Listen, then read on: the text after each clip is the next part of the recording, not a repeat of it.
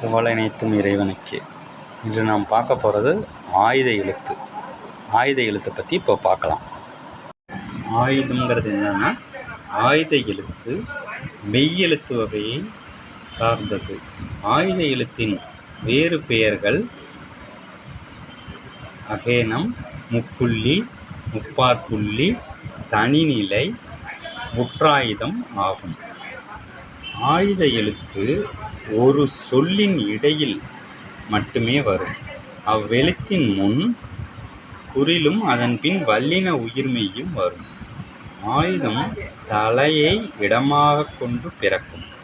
எடுத்துக்காட்டு என்னென்ன? அகுது, எஃகு, இதெல்லாம் எடுத்துக்காட்டுகளாகும்.